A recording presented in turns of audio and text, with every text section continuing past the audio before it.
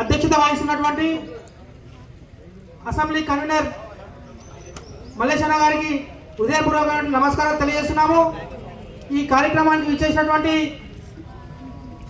రాష్ట్ర నాయకులు మన ప్రేమ్ రాజన్న గారు, అదేవిధంగా కార్పొరేటర్ గారులకు ఇద్దరికి కూడా నమస్కారం తెలియజేస్తూ మల్లారెడ్డి గారికి సిద్ధరామయ్య కూడా నమస్కారం తెలియజేస్తున్నాను.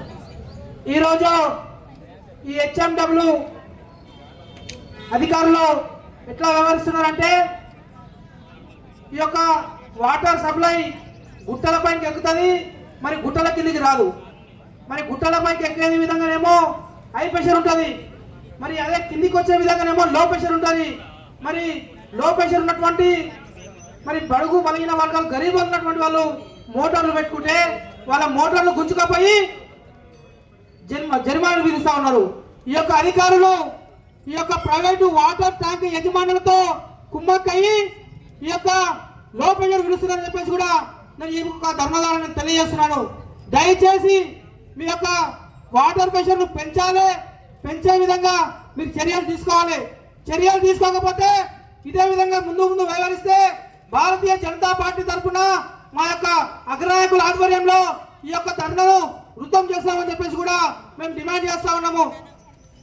అదేవిధంగా ఐదరు కూడా బస్తీకి వచ్చిన విషయము, ఉదయం 6 గంటలకు వాటర్ సప్లై ఉంటుండే.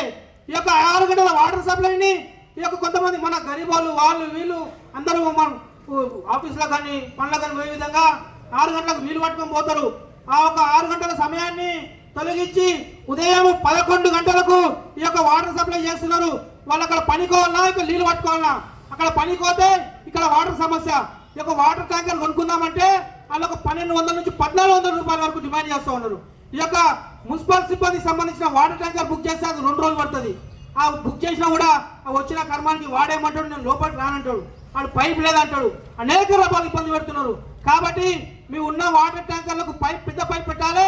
మరి ఈ యొక్క ప్రైవేట్ ట్యాంకర్లు కూడా మీరు రేట్లను కూడా మీరు అదుపులో పెట్టాలని చెప్పేసి కూడా నేను ఈ యొక్క వాటర్ వర్క్స్ డిపార్ట్మెంట్ వారికి నేను హెచ్చరిస్తున్నాను. అదేవిధంగా ఈ యొక్క డ్రైనేజ్ సమస్య తీసుకుంటే ప్రతి ఒక్క బస్తీలో కూడా డ్రైనేజ్ సమస్య, ఈ యొక్క డ్రైనేజ్ సమస్యను ఎంబడే తొలగించాలి. మరి ఐదరు కూడా ఇక్కడ మన ఈశ్వర్ దగ్గర ఉన్నటువంటి నాలా జనప్రియ వరకు ఉంటుంది. ఆ నాలా ఇప్పుడు సిల్టు చేయలేరు. రాత్రి వర్షానికి అక్కడ ఉన్నటువంటి రజక బస్తీ మొత్తం కూడా జలమయం అయిపోయింది. ఒక్క నాయకుడు పట్టించుకోడు, ఒక్క నాదుడు పట్టించుకోడు. కానీ ఇదే విధంగా వ్యవహరిస్తే హెచ్ఎండబ్ల్యూ అధికారులపై మేము అనేక పోరాటం చేస్తామని చెప్పేసి తెలియజేస్తున్నాము. గతంలో ఫిబ్రవరిలో వాటర్ పొల్యూషన్ ఉందని చెప్పేసి ఈ యొక్క గుంతలు తవ్వడం జరిగింది. వాటర్ పొల్యూషన్ సాల్వ్ చేయడానికి ఆ ఒక సాల్వ్ చేసిన తవ్విన గుంతలను అక్కడికక్కడ మూసిపెట్టిరు. దాని మీద ప్యాచ్ వర్క్ కూడా ఇంతవరకు వేయలేదు. ఫిబ్రవరిలో చెప్పిన ఫిబ్రవరిలో ఎవరికి మన శ్వేతారెడ్డి మేడం ఫిబ్రవరిలో చెప్తే మొన్న మళ్ళా అదే సమస్య మొన్న ఏప్రిల్లో చెప్పడం జరిగింది. ఆమె వాట్సాప్ చూడన్నా ఫోన్ లేపదు. మరి ఈ యొక్క మీరందరూ కూడా ఎందుకు ఇట్లా వ్యవహరిస్తున్నారు? మరి అధికారులు ఈ యొక్క ప్రైవేటు వాటర్ ట్యాంకుల యజమానులతో కుమ్మక్క ఇట్లా వ్యవహరిస్తున్నారని చెప్పేసి కూడా నేను డిమాండ్ చేస్తున్నా. ఇట్లానే వ్యవహరిస్తే మీపై మేము ఎంతటికీ పోరాటంగా సిద్ధంగా తెలియజేస్తున్నాను. ఈ యొక్క అవకాశం ఇచ్చినందుకు అసెంబ్లీ కన్వీనర్ మల్లేశన్న గారికి ధన్యవాదాలు తెలియజేస్తున్నాను. భారత్ మాతాకి లో ప్రెషర్ సమస్యను వెంటనే